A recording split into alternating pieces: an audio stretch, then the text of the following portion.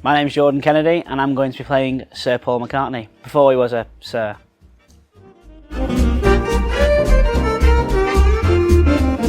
Well, Paul McCartney hardly needs any introduction. He is one of, if not the most famous name in popular music.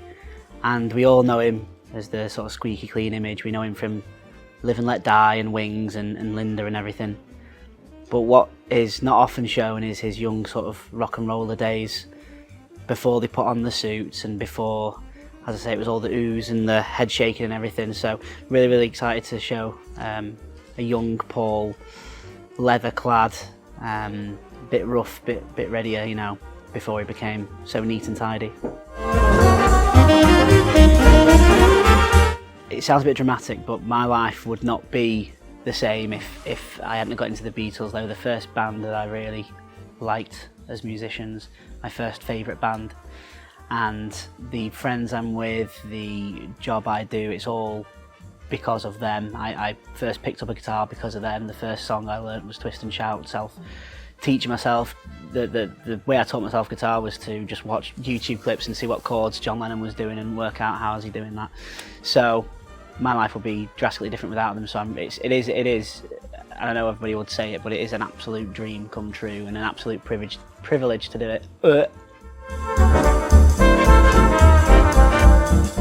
I'm really looking forward to doing, because it is an alternate retelling of history. We all know that it was John's band first and he brought Paul in. So what's really intriguing is that we've got Paul as the leader of this band as he sort of became towards the later years, but he's not got his Lennon, he's not Lennon and McCartney, he's just McCartney. So what does that do to him? Does he feel unfulfilled, that he's not found his partner in life to write with? Does he feel like he's got to overcompensate and become more of the boss earlier on as a young man? So it's really interesting to get into the sort of psychology there, really, and I'm really looking forward to delving into that with our director. The great thing is that I play in a solo act, a tribute act that I do as like a rock and roll solo show, and I do some Beatles and rock and roll hits in that.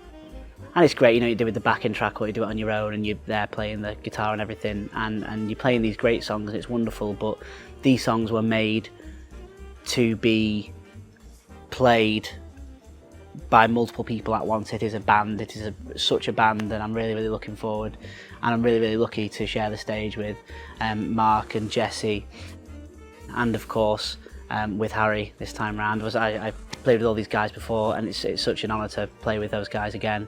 When you get all on together and you create that live sound, all the instruments coming together, all the harmonies coming together, it's like nothing else. It's absolutely terrific. You can't beat it. You expect a good show, you can expect a good laugh. It's a lot of fun. We have a lot of fun doing it, and I think that translates.